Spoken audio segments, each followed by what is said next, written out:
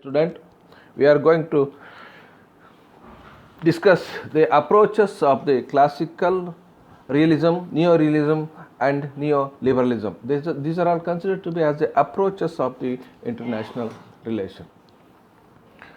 An approach usually consists of the certain criteria employed in selecting the problem and or questions using the data for investigation. Scholars have not been able to come to an agreement regarding the exact number of the approaches which may be adopted for the study of international relations. However, these approaches can be broadly classified as classical and scientific approaches. ಅಂತಾರಾಷ್ಟ್ರೀಯ ಸಂಬಂಧದ ಅಧ್ಯಯನದಲ್ಲಿ ಹಲವಾರು ಅಧ್ಯಯನ ವಿಧಾನಗಳು ಅಂದರೆ approaches ಅಂತ ಕರಿತೀವಿ, ಅದನ್ನು ನಾವು ಕಾಣ್ತೀವಿ. ಇದರಲ್ಲಿ ಸಾಂಪ್ರದಾಯಿಕವಾದ, ನೈಜವಾದ, ನವನೈಜವಾದ ಮತ್ತು ನವ ಉದಾರವಾದ ಎಂಬ 4 ವಿಧಾನಗಳನ್ನು ಅಂದರೆ ಅಧ್ಯಯನದ ವಿಧಾನಗಳನ್ನು ನಾವು ಕಾಣಲಿಕ್ಕೆ ಸಾಧ್ಯ ಆಗುತ್ತೆ. ಅಧ್ಯಯನದ ವಿಧಾನವು ಸಾಮಾನ್ಯವಾಗಿ ಸಮಸ್ಯೆ ಮತ್ತು ಪ್ರಶ್ನೆಗಳ ಆಯ್ಕೆಗೆ ಅನುಸರಿಸುವ ವಿಧಾನ ಮತ್ತು ತನಿಖೆಗೆ ಬಳಸುವ ಅಂಕಿಅಂಶಗಳನ್ನು ಒಳಗೊಂಡಿರುತ್ತದೆ. ಅಂತಾರಾಷ್ಟ್ರೀಯ ಸಂಬಂಧದ ಅಧ್ಯಯನದಲ್ಲಿ ಅನುಸರಿಸಬಹುದಾದ ವಿಧಾನಗಳೆಷ್ಟು ಎನ್ನುವ ವಿಷಯದಲ್ಲಿ ಒಮ್ಮತಕ್ಕೆ ಬರಲು ವಿದ್ವಾಂಸರಿಗೆ ಸಾಧ್ಯವಾಗಿಲ್ಲ. ಆದರೆ ಈ ವಿಧಾನಗಳನ್ನು ಸ್ಥೂಲವಾಗಿ ಶಾಸ್ತ್ರೀಯ ಮತ್ತು ವೈಜ್ಞಾನಿಕ ಎಂದು ವಿಭಾಗಿಸಬಹುದು. The classical or traditional approaches have been taken from the disciplines like history, philosophy, law, etc. This approach considers the substance of the more important than the method. The scientific approaches more importance to these methods of the techniques. They also try to build up theory of international relations on the basis of logical, mathematical and empirical approaches. ಶಾಸ್ತ್ರೀಯ ಮತ್ತು ಸಾಂಪ್ರದಾಯಿಕ ವಿಧಾನವನ್ನು ಇತಿಹಾಸ, ತತ್ವಶಾಸ್ತ್ರ, ಕಾನೂನು ಮುಂತಾದ ವಿಷಯಗಳಿಂದ ಸ್ವೀಕರಿಸಲಾಗುತ್ತದೆ. ಈ ವಿಧಾನವು ವಸ್ತುವನ್ನು ಅಧ್ಯಯನ ವಿಧಾನಕ್ಕಿಂತ ಮುಖ್ಯವೆಂದು ಪರಿಗಣಿಸುತ್ತದೆ. ಇನ್ನೊಂದೆಡೆ ವೈಜ್ಞಾನಿಕ ವಿಧಾನವು ಕಾರ್ಯವಿಧಾನ ಮತ್ತು ತಂತ್ರಗಳಿಗೆ ಹೆಚ್ಚಿನ ಮಹತ್ವವನ್ನು ನೀಡುತ್ತದೆ. ತರ್ಕಶಾಸ್ತ್ರ, ಗಣಿತ ಹಾಗೂ ಅನುಭವದ ಆಧಾರದ ಮೇಲೆ ಅಂತಾರಾಷ್ಟ್ರೀಯ ಸಂಬಂಧದ ಸಿದ್ಧಾಂತವೊಂದನ್ನು ಅವರು ಕಟ್ಟಲು ಯತ್ನಿಸಿದ್ದಾರೆ ಎಂಬುದು ಬಹಳ ಪ್ರಮುಖವಾದ ಅಂಶ. There are many varieties and combinations of these two approaches. The classical and modern approaches are not incompatible in many scholars combine them with difficulties. As remarked by Martin Kaplan, none of us have achieved such success with his method that he should be prepared to read others out of the court.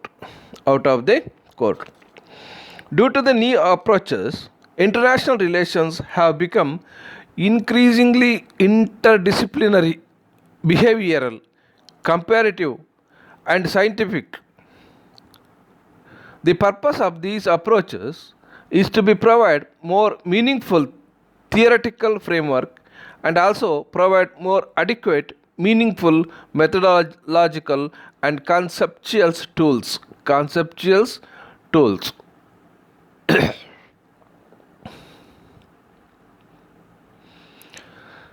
ಈ 2 ವಿಧಾನಗಳಲ್ಲಿ ಹಲವಾರು ರೀತಿಯ ವೈವಿಧ್ಯ ಹಾಗೂ ಸಂಯೋಜನೆಗಳಿವೆ.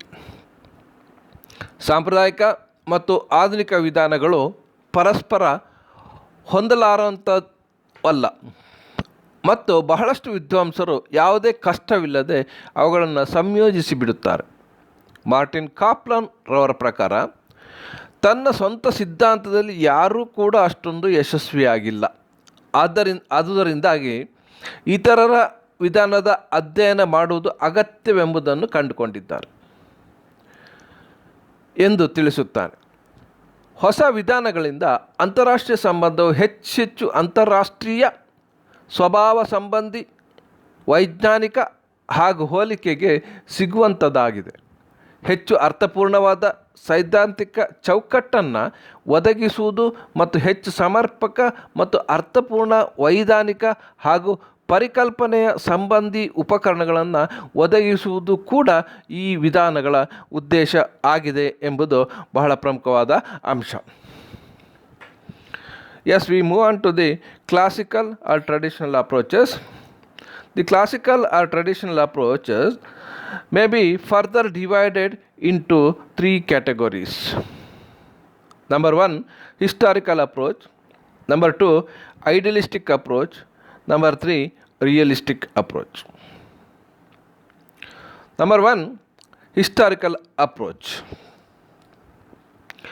This approach is earliest approach adapted for the study of international relations. This emphasis on the study of interstate relations and diplomacy for a fixed period of time.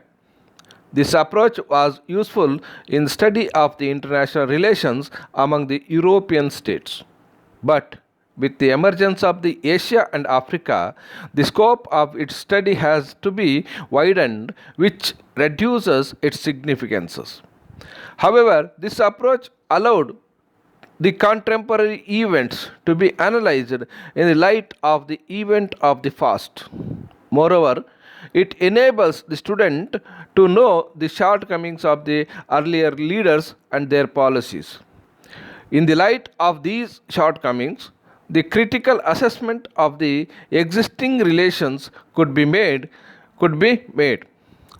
This approach therefore helped the students to gain deeper understanding of the problem.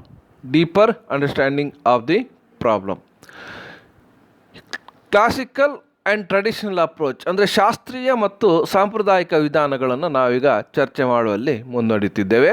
ಈ ವಿಧಾನವನ್ನು ಮತ್ತೆ 3 ವಿಭಾಗಗಳಾಗಿ ವಿಂಗಡಿಸಬಹುದು. ಅವುಗಳೆಂದರೆ ಐತಿಹಾಸಿಕ ವಿಧಾನ, ಆದರ್ಶವಾದಿ ವಿಧಾನ ಮತ್ತು ವಾಸ್ತವವಾದಿ ವಿಧಾನ ಎಂಬ ಶೀರ್ಷಿಕೆಯಲ್ಲಿ ಇದನ್ನು ಚರ್ಚಿಸಬಹುದು. ಒಂದನೇದಾಗಿ ಐತಿಹಾಸಿಕ ವಿಧಾನ. ಇದು ಅಂತಾರಾಷ್ಟ್ರೀಯ ಸಂಬಂಧದ ಅಧ್ಯಯನಕ್ಕೆ ಅನುಸರಿಸಿದ ಮೊದಲ ವಿಧಾನವಾಗಿದೆ. ಇದು ಒಂದು ನಿಗದಿತ ಅವಧಿಯೊಳಗೆ ರಾಷ್ಟ್ರಗಳ ನಡುವಿನ ಸಂಬಂಧ ಮತ್ತು ರಾಜತಾಂತ್ರಿಕತೆಯ ಅಧ್ಯಯನಕ್ಕೆ ಒತ್ತನ್ನು ನೀಡುತ್ತದೆ. ಐರೋಪ್ಯ ರಾಷ್ಟ್ರಗಳ ನಡುವಿನ ಅಂತಾರಾಷ್ಟ್ರೀಯ ಸಂಬಂಧದ ಅಧ್ಯಯನಕ್ಕೆ ಈ ವಿಧಾನವು ತುಂಬ ಉಪಯುಕ್ತವಾಗಿತ್ತು. ಏಷ್ಯಾ ಮತ್ತು ಆಫ್ರಿಕಾ ವ್ಯವಸ್ಥೆಗಳು ಮಹತ್ವ ಗಳಿಸಿಕೊಂಡ ಬಳಿಕ ಅದರ ವ್ಯಾಪ್ತಿಯನ್ನು ವಿಸ್ತರಿಸಬೇಕಾಯಿತು. ಆಗ ಈ ವಿಧಾನದ ಮಹತ್ವ ಕುಗ್ಗಿತು. ಆದರೆ ಈ ವಿಧಾನದ ಮೂಲಕ ಸಮಕಾಲೀನ ಘಟನೆಗಳನ್ನು ಗತಕಾಲದ ಘಟನೆಗಳ ಬೆಳಕಿನಲ್ಲಿ ವಿಶ್ಲೇಷಿಸಬಹುದು. ಅದಲ್ಲದೆ ಈ ವಿಧಾನದಿಂದ ಹಿಂದಿನ ನಾಯಕರು ಮತ್ತವರ ನೀತಿಗಳ ಲೋಪವನ್ನು ತಿಳಿಯಲು ಸಾಧ್ಯವಾಗುತ್ತದೆ. ಈ ಕೊರತೆಗಳ ಹಿನ್ನೆಲೆಯಲ್ಲಿ ಇವತ್ತಿನ ಸಂಬಂಧಗಳ ವಿಮರ್ಶಾತ್ಮಕ ಸಮೀಕ್ಷೆಯನ್ನು ಮಾಡಲು ಸಾಧ್ಯವಾಗುತ್ತದೆ. ಒಟ್ಟಿನಲ್ಲಿ ಈ ವಿಧಾನದಿಂದ ಸಮಸ್ಯೆಯ ಆಳವಾದ ತಿಳುವಳಿಕೆಯನ್ನು ಪಡೆಯಲು ಸಾಧ್ಯ ಆಗುತ್ತದೆ ಎಂದ ಅಂಶವನ್ನು ನಾವಿಲ್ಲಿ ತಿಳಿದುಕೊಳ್ಳಬಹುದು. ಎರಡನೇದಾಗಿ ಐಡಿಯಲಿಸ್ಟಿಕ್ ಮತ್ತು realistic approaches. Second one is idealistic and realistic trends. Among the conflicting trends which confront and confuse the student of the international relations are the idealistic or realistic trends, which clash with each other. The issue of realism versus idealism has occupied the attention of the many philosophers and also the men of affairs throughout the history, which has a continuing application of international problem. Many a time, the differences of opinion on the current issues of the foreign policy or of the national behavior are built around the dilemma. The contemporary debates on the national interest have raised many questions or issues of the idealism and realism. and their relative role in carrying out foreign policies. Idealism as well as realism are the great significances in national and international affairs. The difference are perhaps of degree rather than the kind.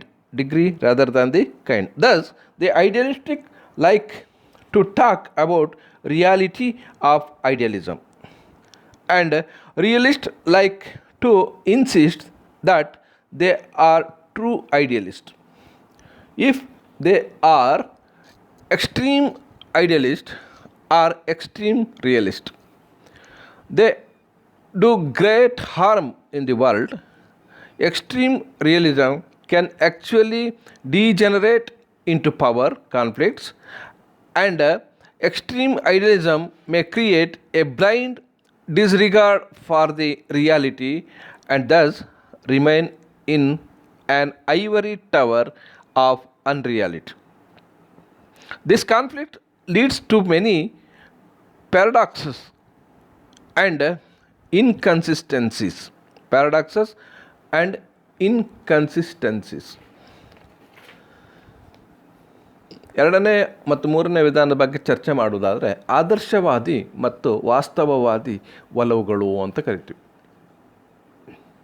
ಅಂತಾರಾಷ್ಟ್ರೀಯ ಸಂಬಂಧದ ವಿದ್ಯಾರ್ಥಿಗೆ ಎದುರಾಗಿ ಗೊಂದಲಗೊಳಿಸುವ ಒಲವುಗಳಲ್ಲಿ ಪರಸ್ಪರ ಘರ್ಷಣೆಗಿಳಿಯುವಂಥ ಆದರ್ಶವಾದಿ ಮತ್ತು ವಾಸ್ತವವಾದಿ ಒಲವುಗಳು ಪ್ರಮುಖವಾಗಿರ್ತದೆ. ವಾಸ್ತವವಾದ ಮತ್ತು ಆದರ್ಶವಾದದ ವಿಷಯಗಳು ಇತಿಹಾಸದ ಉದ್ದಕ್ಕೂ ಹಲವಾರು ತತ್ವಶಾಸ್ತ್ರಜ್ಞರು ಮತ್ತು ಈ ರಂಗಗಳ ನಾಯಕರ ಗಮನವನ್ನು ಸೆಳೆದಿದೆ ಮತ್ತು ಅದು ಅಂತಾರಾಷ್ಟ್ರೀಯ ಸಮಸ್ಯೆಗಳೊಂದಿಗೆ ನಿರಂತರ ಸಂಬಂಧವನ್ನು ಹೊಂದಿದೆ. ಬಹಳಷ್ಟು ಸಂದರ್ಭಗಳಲ್ಲಿ ವಿದೇಶಾಂಗ ನೀತಿ ಅಥವಾ ರಾಷ್ಟ್ರೀಯ ಗುಣನಡತೆಗೆ ಸಂಬಂಧಿಸಿದ ಭಿನ್ನಾಭಿಪ್ರಾಯಗಳು ಆದರ್ಶವಾದ ಮತ್ತು ವಾಸ್ತವವಾದಗಳ ದ್ವಂದ್ವದ ಸುತ್ತ ಕೇಂದ್ರೀಕೃತವಾಗಿರುತ್ತದೆ. ಆದರ್ಶವಾದ ಮತ್ತು ವಾಸ್ತವವಾದ ಮತ್ತು ವಿದೇಶಾಂಗ ವ್ಯವಹಾರಗಳ ನಿರ್ವಹಣೆಯಲ್ಲಿ ಅವುಗಳ ಪಾತ್ರದ ವಿಷಯದಲ್ಲಿ ರಾಷ್ಟ್ರೀಯ ಹಿತಾಸಕ್ತಿಯನ್ನು ಕುರಿತ ಸಮಕಾಲೀನ ಚರ್ಚೆಗಳು ಹಲವು ಪ್ರಶ್ನೆಗಳನ್ನು ಎತ್ತಿವೆ.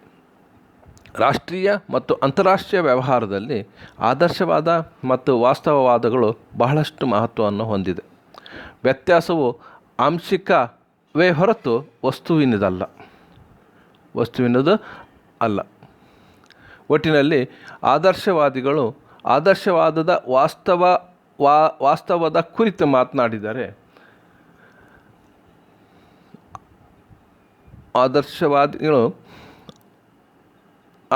ವಾಸ್ತವ ಕುರಿತು ಮಾತನಾಡಿದರೆ ವಾಸ್ತವವಾದಿಗಳು ತಾವೇ ನಿಜವಾದ ಆದರ್ಶವಾದಿಗಳೆಂದು ಹೇಳುತ್ತಾರೆ.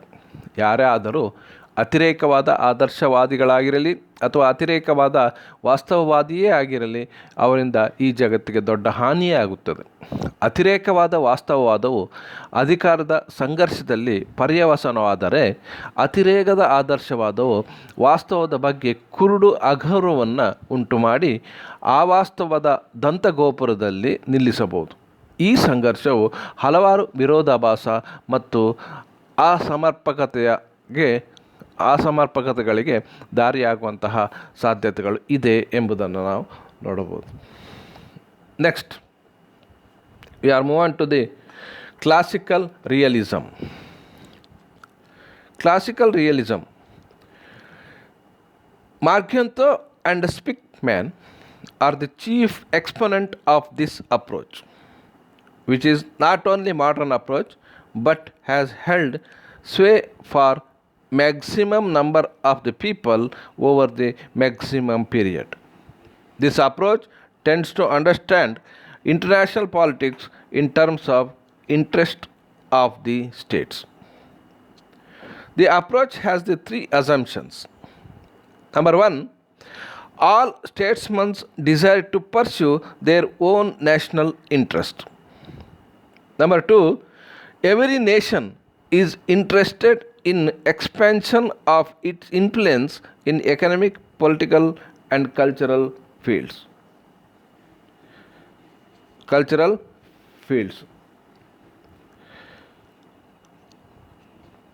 Number three, majority of the states use powers to protect and promote their national interest. These are all the main assumptions of the classical realism. The exponents are Margento and Spixman. As per this theory, the foreign policy of the state is dependent upon power. Therefore, this approach is also known as power approach. This approach emphasizes that the international politics or the international relations can be comprehended only in terms of the interest of the state. Many leaders speak in terms of philosophy and ideology, but when the action has to be taken on any issues, they are usually guided by the national interest.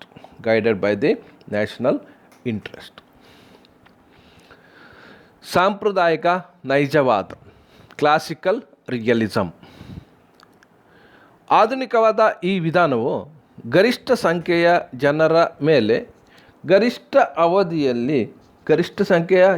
ಮೇಲೆ ಗರಿಷ್ಠ ಅವಧಿಯಲ್ಲಿ ನಿಯಂತ್ರಣವನ್ನು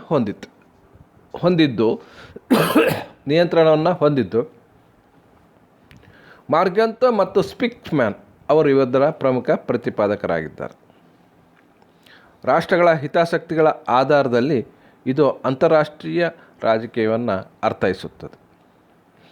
ಈ classical realism ಅಥವಾ ಸಾಂಪ್ರದಾಯಿಕ ನೈಜವಾದ ಎಂಬುದು 3 ಪ್ರಮೇಯಗಳನ್ನು ಒಳಗೊಂಡಿದೆ. ಅದರಲ್ಲಿ ಒಂದನೇದು, ಎಲ್ಲ ಮುತ್ಸದ್ದಿಗಳು ತಮ್ಮದೇ ರಾಷ್ಟ್ರೀಯ ಹಿತಾಸಕ್ತಿಯನ್ನು ಬೆಂಬಲಿಸಲು ಬಯಸುತ್ತಾರೆ. ಎರಡನೇದಾಗಿ, ಅರ್ಥಶಾಸ್ತ್ರ, ರಾಜಕೀಯ ಮತ್ತು ಸಾಂಸ್ಕೃತಿಕ ಕ್ಷೇತ್ರಗಳಲ್ಲಿ ಪ್ರತಿಯೊಂದು ರಾಷ್ಟ್ರವು ತನ್ನ ಪ್ರಭಾವವನ್ನು ವಿಸ್ತರಿಸುವ ಆಸಕ್ತಿಯನ್ನು ಹೊಂದಿರುತ್ತದೆ. ಮೂರನೇದಾಗಿ, ಹೆಚ್ಚಿನ ರಾಷ್ಟ್ರಗಳು ತಮ್ಮ ರಾಷ್ಟ್ರದ ಹಿತಾಸಕ್ತಿಯ ರಕ್ಷಣೆ ಮತ್ತು ಸಾಧನೆಗೆ ಬಲಪ್ರಯೋಗಕ್ಕೆ ಮುಂದಾಗುತ್ತದೆ ಅಥವಾ ಬಲಪ್ರಯೋಗವನ್ನು ಮಾಡುತ್ತದೆ. ಈ ಸಿದ್ಧಾಂತದ ಪ್ರಕಾರ ಯಾವುದೇ ರಾಷ್ಟ್ರದ ವಿದೇಶಾಂಗ ನೀತಿಯು ಬಲಪ್ರಯೋಗವನ್ನು ಆಧರಿಸಿ ಇರುತ್ತದೆ ಎಂಬುದು ಬಹಳ ಮುಖ್ಯ. ಆದ್ದರಿಂದ ಇದನ್ನು ಬಲದ ಅಧ್ಯಯನ ವಿಧಾನ ಅಥವಾ ಪವರ್ ಅಪ್ರೋಚ್ ಎಂದು ಕರೆಯುತ್ತಾರೆ. ರಾಷ್ಟ್ರಗಳ ಹಿತಾಸಕ್ತಿಗಳ ಮೂಲಕ ಮಾತ್ರ ಅಂತಾರಾಷ್ಟ್ರೀಯ ರಾಜಕೀಯ ಅಥವಾ ಅಂತಾರಾಷ್ಟ್ರೀಯ ಸಂಬಂಧವನ್ನು ತಿಳಿದುಕೊಳ್ಳಲು ಸಾಧ್ಯ ಎಂದು ಈ ವಿಧಾನವು ಹೆಚ್ಚು ಒತ್ತನ್ನು ನೀಡುತ್ತದೆ. ಹಲವು ನಾಯಕರು ತತ್ವಶಾಸ್ತ್ರ ಹಾಗೂ ಸಿದ್ಧಾಂತಗಳ ಪರಿಭಾಷೆಯಲ್ಲಿ ಮಾತನಾಡುತ್ತಾರೆ, ಆದರೆ ಯಾವುದೇ ವಿಷಯದಲ್ಲಿ ಕಾರ್ಯೋನ್ಮುಖವಾಗುವ ಸಂದರ್ಭ ಬಂದಾಗ ಅವರು ಸಾಮಾನ್ಯವಾಗಿ ರಾಷ್ಟ್ರೀಯ ಹಿತಾಸಕ್ತಿಯಂತೆಯೇ ನಡೆದುಕೊಳ್ಳುವುದು ಕಂಡುಬರುತ್ತದೆ ಎಂದು ಸಾಂಪ್ರದಾಯಿಕ ನೈಜವಾದ ಸಿದ್ಧಾಂತವು ಅಭಿಪ್ರಾಯವನ್ನು ವ್ಯಕ್ತಪಡಿಸುತ್ತದೆ. The principles of realist approach. The following are the basic principles of the realistic approach as propounded by the Margento. Number 1, political actions may be understood through the human nature and psychology which guides such action. Number 2, national interest is priority of every nation while formulating the foreign policies. Number 3, national interest is not static, but it is always dynamic. Next, D, prudence is the sole guiding factor in the state action. E, almost all the nations pursue their own policies which respect the interest of all nations, while at the same time promoting and protecting their own interest. F, all other spheres of authority are considered to be the subordinate to the political authority. ವಾಸ್ತವವಾದಿ ವಿಧಾನದ ತತ್ವಗಳನ್ನು ನಾವು ಈಗಾಗಲೇ ನೋಡುವ. ಮಾರ್ಗ್ಯಂತೋರವರು ಅವರ ನಿರೂಪಣೆಯ ಪ್ರಕಾರ ಈ ಕೆಳಗಿನ ವಾಸ್ತವವಾದಿ ಸಿದ್ಧಾಂತದ ಮೂಲಭೂತ ತತ್ವಗಳಾಗಿವೆ. ಒಂದನೇದಾಗಿ, ಮಾನವ ಸ್ವಭಾವ ಮತ್ತು ನಮ್ಮ ಚಟುವಟಿಕೆಗಳನ್ನು ನಿರ್ದೇಶಿಸುವ ಮನಃಶಾಸ್ತ್ರದ ಮೂಲಕ ರಾಜಕೀಯ ಚಟುವಟಿಕೆಗಳನ್ನು ಅರ್ಥ ಮಾಡಬಹುದು. ಬಿ, ವಿದೇಶಾಂಗ ನೀತಿಯನ್ನು ರೂಪಿಸುವಾಗ ರಾಷ್ಟ್ರೀಯ ಹಿತಾಸಕ್ತಿಯು ಎಲ್ಲ ರಾಷ್ಟ್ರಗಳ ಆದ್ಯತೆಯಾಗಿರುತ್ತದೆ.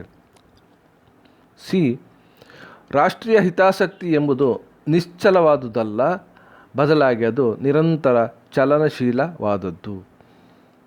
ಡಿ, ರಾಷ್ಟ್ರದ ಕಾರ್ಯಾಚರಣೆಯಲ್ಲಿ ವಿವೇಕವೊಂದೇ ಮಾರ್ಗದರ್ಶಕ. ಈ ಬಹುತೇಕ ಎಲ್ಲ ರಾಷ್ಟ್ರಗಳು ಇತರ ಎಲ್ಲ ರಾಷ್ಟ್ರಗಳ ಹಿತಾಸಕ್ತಿಗಳನ್ನು ಗೌರವಿಸುವುದರ ಜೊತೆಗೆ ತಮ್ಮ ಹಿತಾಸಕ್ತಿಗಳ ರಕ್ಷಣೆ ಮತ್ತು ಸಾಧನೆಗೆ ಪೂರಕವಾದ ಸ್ವಂತದ್ದಾದ ನೀತಿಗಳನ್ನು ಅನುಸರಿಸುತ್ತವೆ. ಎಫ್, ಇತರ ಎಲ್ಲ ಅಧಿಕಾರ ಸ್ಥಾನಗಳು ರಾಜಕೀಯ ಅಧಿಕಾರಕ್ಕೆ ಅಡಿಯಾಳುಗಳು ಎಂದೇ ಪರಿಗಣಿಸಬಹುದು.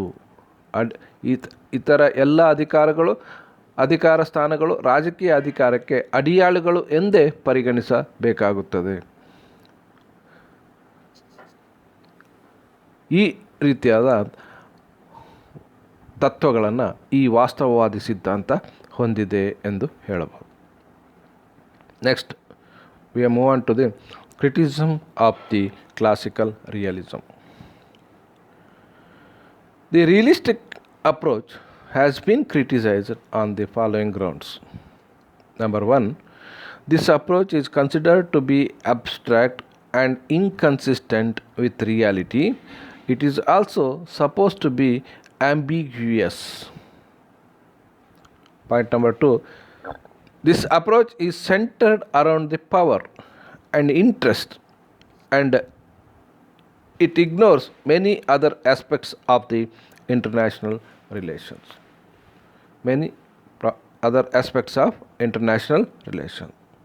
Number three, this approach believes in constant struggle for power, which is wrong assumption. The spirit of cooperation and desire for peace also characterize the relationship between the nation. Number four, power approach regards power as the only goal of every state. Power is only an important goal among others. The activities of the government are guided by the other factors like wealth, culture, welfare, promotion of ideology, and so on. Power is only a mean to attain an objective and not an end by itself.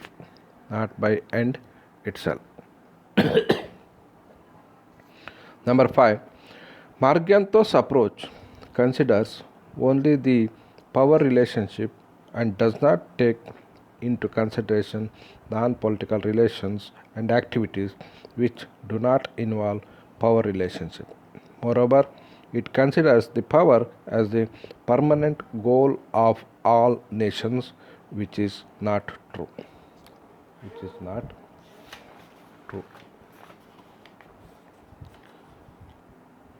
ಈ ಸಾಂಪ್ರದಾಯಿಕ ವಾದದ ಟೀಕೆಗಳನ್ನು ನಾವು ನೋಡೋಣ.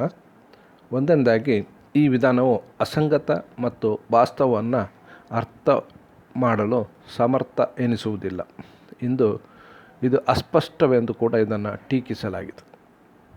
ಎರಡನೇದಾಗಿ, ಈ ವಿಧಾನವು ಬಲ ಅಂದರೆ ಪವರ್ ಅಥವಾ ಹಿತಾಸಕ್ತಿ ಅಥವಾ ಇಂಟ್ರೆಸ್ಟ್ಗಳ ಸುತ್ತ ಕೇಂದ್ರೀಕೃತವಾಗಿದ್ದು ಅಂತಾರಾಷ್ಟ್ರೀಯ ಸಂಬಂಧದ ಇತರ ಹಲವಾರು ಅಂಶಗಳನ್ನು ಇದು ಸಂಪೂರ್ಣವಾಗಿ ಅಲಕ್ಷಿಸುತ್ತದೆ ಎಂದು ಹೇಳಬಹುದು. ಮೂರನೇದಾಗಿ, ಅಧಿಕಾರಕ್ಕಾಗಿ ಯಾವಾಗಲೂ ಹೋರಾಟ ನಡೆಯುತ್ತಿರುತ್ತದೆ ಎನ್ನುವುದು ಈ ವಿಧಾನದ ನಂಬಿಕೆ. ಅದು ಸರಿಯಲ್ಲ, ಏಕೆಂದರೆ ಸಹಕಾರ ಮತ್ತು ಶಾಂತಿಯ ಹಂಬಲಗಳು ಕೂಡ ಅಂತಾರಾಷ್ಟ್ರೀಯ ಸಂಬಂಧವನ್ನು ನಿರ್ಧರಿಸುತ್ತಾ ಇವೆ ಎಂಬುದು ನಾವು ತಿಳಿದುಕೊಳ್ಳಬೇಕಾದಂಥ ಅಂಶ. ನಾಲ್ಕನೇದಾಗಿ, ಬಲ ಸಿದ್ಧಾಂತ ಅಂದರೆ ಪವರ್ ಅಪ್ರೋಚ್ ಪ್ರತಿಯೊಂದು ರಾಷ್ಟ್ರದ ಗುರಿ ಬಲ ಅಥವಾ ಅಧಿಕಾರ ಎಂದು ನಂಬುತ್ತದೆ. ಅಧಿಕಾರವು ಹಲವು ಮುಖ್ಯ ಗುರಿಗಳ ನಡುವೆ ಒಂದು ಮಾತ್ರ. ಸರ್ಕಾರದ ಚಟುವಟಿಕೆಗಳು, ಸಂಪತ್ತು, ಸಾಂಸ್ಕೃತಿಕ ಕಲ್ಯಾಣ, ಸಿದ್ಧಾಂತದ ಪ್ರಸಾರದಂತಹ ಅನೇಕ ಅಂಶಗಳಿಂದ ನಿರ್ದೇಶಿಸಲಾಗಿರುತ್ತದೆ. ಅಧಿಕಾರವು ಗುರಿಯೊಂದರ ಸಾಧನೆ ಇರುವ ಸಾಧನವೇ ಹೊರತು ಅದು ಗುರಿ ಅಲ್ಲ ಎಂಬುದು ಭಾಳ ಸ್ಪಷ್ಟ. ನಂಬರ್ 5ನೇದಾಗಿ ಮಾರ್ಕೆಂಟೊರವರು ಅವರ ವಿಧಾನವು ಅಧಿಕಾರದ ಸಂಬಂಧವನ್ನು ಮಾತ್ರ ಪರಿಗಣಿಸಿ ರಾಜಕೀಯೇತರ ಸಂಬಂಧ ಹಾಗೂ ಅಧಿಕಾರದ ಸಂಬಂಧಗಳಲ್ಲದ ಚಟುವಟಿಕೆಗಳನ್ನು ಸಂಪೂರ್ಣವಾಗಿ ಅಲಕ್ಷಿಸುತ್ತಿದೆ. ಅದಲ್ಲದೆ ಅಧಿಕಾರದ ಸ್ಥಾಪನೆಯು ಎಲ್ಲ ರಾಷ್ಟ್ರಗಳ ಪರಮ ಗುರಿ ಎನ್ನುವುದು ಈ ವಿಧಾನದ ಅಭಿಪ್ರಾಯ. ಇದು ಒಪ್ಪಲಿಕ್ಕೆ ಸಾಧ್ಯವಿಲ್ಲದಂತಹ ಒಂದು ಮಾತು. ಇಲ್ಲಿಗೆ ಕ್ಲಾಸಿಕಲ್ ರಿಯಲಿಸಮ್ ಅನ್ನೋ ಒಂದು ಅಂಶ ಕೊನೆಯಾಗುತ್ತದೆ ಎಂದು ಹೇಳ್ಬೋದು.